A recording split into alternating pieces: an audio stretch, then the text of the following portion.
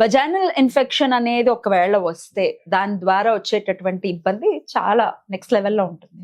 ఎవరికి చెప్పుకోవడానికి కూడా లేకుండా ఉంటుంది. కొంతమంది అయితే డాక్టర్స్ కి చెప్పడానికి కూడా సిగ్గుపడుతుంది. సో దీనికి సంబంధించి ఏదైనా మంచి ప్రోడక్ట్ గానీ లేకపోతే మంచి మెడిసిన్ గానీ ఏదైనా చెప్తారా? ఇప్పుడు మీరు అన్నట్టు వజైనల్ ఇన్ఫెక్షన్స్ కానీ ఏమైనా డిస్కంఫర్ట్ ఏమైనా ఉన్న వాళ్ళు, లేదంటే అది ప్రివెంటివ్ గా అదేం రాకుండా హెల్దీగా మెయింటైన్ చేసుకోవాలి అనుకున్నా కూడా మీకు ఫెమిడిలైట్ అనేది చాలా బాగా హెల్ప్ చేస్తుంది. దీంట్లో మనకి ఏంటి అంటే 2 స్ట్రెయిన్స్ ఉన్నాయండి, ప్రోబయోటిక్ స్ట్రెయిన్స్.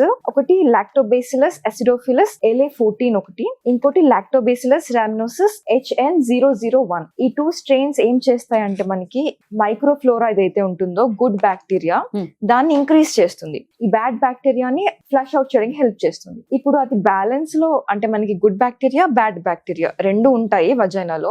ఇప్పుడు గుడ్ బ్యాక్టీరియా మనకి ప్రాపర్ అమౌంట్స్ లో ప్రాపర్ క్వాంటిటీస్ లో లేకపోవడం వల్ల ఇవన్నీ సమస్యలు అనేవి వస్తుంటాయి. ఇప్పుడు అది అట్లా ఉండాలి అంటే మనకి pH కూడా ప్రాపర్ గా 3.5 నుంచి 4.3 వరకు అసిడిక్ pH మెయింటైన్ అవుతే చాలా హెల్తీ. అది మెయింటైన్ చేయడానికి కూడా మనకి ఫెమిడిలైట్ అనేది చాలా బాగా హెల్ప్ చేస్తుంది. రైట్. వజైనా క్లీన్ చేసుకునే విషయంలో కూడా ఈ సోప్స్ ని జనరల్ గా మనం బాడీకి పెట్టే సోప్ తో కూడా క్లీన్ చేసేసుకుంటూ ఉంటారు. దాని ద్వారా వచ్చేటటువంటి కాంప్లికేషన్స్ ఏంటి? యూజువల్ గా అది సోప్స్ కానీ ఏదైనా యూజ్ చేయాల్సిన అవసరం ఏమి ఉండదండి. అది సెల్ఫ్ క్లీనింగ్ ఆర్గన్ యాక్చువల్లీ. కానీ ఇప్పుడు కొన్ని సార్లు ఇన్ఫెక్షన్స్ కానీ ఏమైనా వచ్చినప్పుడు ఇంటిమేట్ వాషెస్ అట్లాంటివి ఏమైనా యూజ్ చేస్తూ ఉంటారు. యాంటీ ఫంగల్స్, యాంటీ మైక్రోబియల్స్ చాలా యూజ్ చేస్తారు. యాంటీబయాటిక్స్ కూడా యూజ్ చేస్తారు. కరెక్ట్. అలాంటివి యూజ్ చేసినప్పుడు మనకి ఏమవుతుంది అంటే ఇది గుడ్ బ్యాక్టీరియా ఇంకా బ్యాడ్ బ్యాక్టీరియా రెండు డిస్టర్బ్ అయిపోతాయి, రెండు చచ్చిపోతాయి. అలా అవ్వడం వల్ల మనకి మళ్ళీ pH బ్యాలెన్స్ అనేది పోతుంది, డ్రై అయిపోతుంది.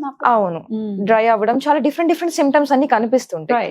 అలాంటివన్నీ మనకి వచ్చినప్పుడు ఇది మన ఫెమిడిలైట్ చాలా బాగా హెల్ప్ చేస్తుంది. ఎందుకంటే దీంట్లో మనకి ప్రోబయోటిక్ కంటెంట్ ఉంటుంది, స్ట్రెయిన్స్ ఉంటాయి దీంట్లో, ప్రోబయోటిక్ స్ట్రెయిన్స్. దాని ద్వారా మనకి గుడ్ బ్యాక్టీరియా అన్నది అమౌంట్స్ ఇంక్రీజ్ అవుతుంది, క్వాంటిటీ. అది అవ్వడం వల్ల హెల్తీగా మెయింటైన్ అవుతుంది. రైట్. ఇది ఇంటేక్ అంటే టాబ్లెట్స్ రూపంలో ఉంటుందా అండి? ఇది 30 క్యాప్సూల్స్ ఉంటాయి దీంట్లో. Every day after dinner meal తర్వాత 1 క్యాప్సూల్ తీసుకోవాలి. 3 to 6 months పాటుగా తీసుకుంటే మీకు సిగ్నిఫికెంట్ గా రిజల్ట్స్ అనేవి కనిపిస్తాయి. కొంతమందికి వైట్ డిశ్చార్జ్ అయినప్పుడు ఒకంత కొంచెం ఫౌల్ స్మెల్ రావటం ఇట్లాంటిది కూడా అబ్జర్వ్ చేస్తూ ఉంటారు. సో అటువంటి అప్పుడు కూడా ఫెమిడిలైట్ ఏమైనా యూజ్ అవుతుందా? ఇంకా చాలా బాగా హెల్ప్ చేస్తుంది ఫెమిడిలైట్ అట్లాంటి సిమ్టమ్స్ ఉన్నప్పుడు. బ్యాక్టీరియల్ వజైనోసిస్ అట్లాంటివి ఏమైనా ఇన్ఫెక్షన్స్ వచ్చినప్పుడు ఇట్లాంటి సిమ్టమ్స్ అనేవి ఎక్కువగా కనిపిస్తూ ఉంటాయి.